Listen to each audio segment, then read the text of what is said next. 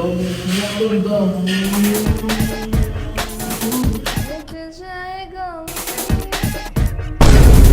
বলো শুভ শাম। হরে কৃষ্ণ হরে রাম।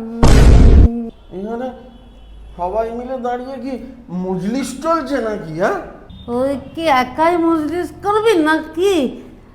আয় আয় আয়, আজ আমরা সবাই মিলে একসঙ্গে আনন্দ করবো। এ বড় বৌমা, চলো চলো, ঢালো ঢালো।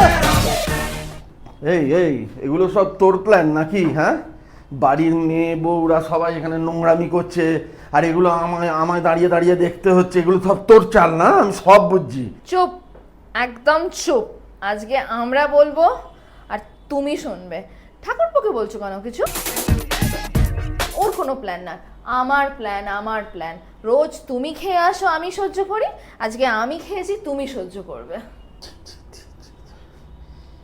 এই দিনও আমাকে দেখতে হলো? হ্যাঁ, এই দিনটা দেখার জন্য তুই তো দায়ী, তোর জন্য সব কিছু হয়েছে। মা, আমি বুঝতে পারছি আমি খুব ভুল পথে চলে গেছিলাম মা। আজকে দাঁড়িয়ে এরকম দিন দেখতে হবে আমি বুঝতে পারিনি। তুমি তুমি আমায় একবার সুযোগ দেবে মা? একবার আমাকে ক্ষমা করে দেবে মা? একবার তোমার ক্ষমা করে দাও মা, প্লিজ একবার ক্ষমা করে দাও।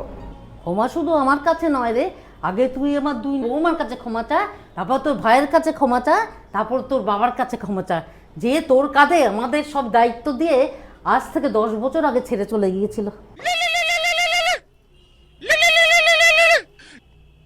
হ্যালো, আরে না রে, আমি কালকে বার্থডে পার্টিতে যেতে পারবো না। আমার সকালেরই ফ্লাইট ইউএসের।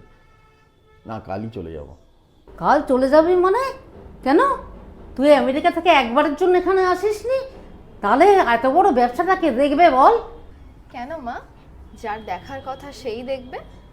এবার শুধু আমি নয় গো, যে এতদিন ধরে আমার অবর্তমানে ব্যবসাটাকে টেনে গেছে তাকেও কিন্তু এবার আমার সাথে কাঁধে কাঁধ মিলিয়ে কাজ করতে হবে। আর তোকে তো আমার কিছু বলার নেই।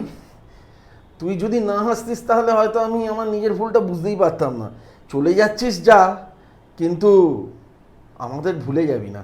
যাক, 16 কণা পূর্ণ হলো। এবার আমার সংসারের সিংহাসন আমার বড় ছেলে আর ছোট বৌমার হাতেই তুলে দিলাম।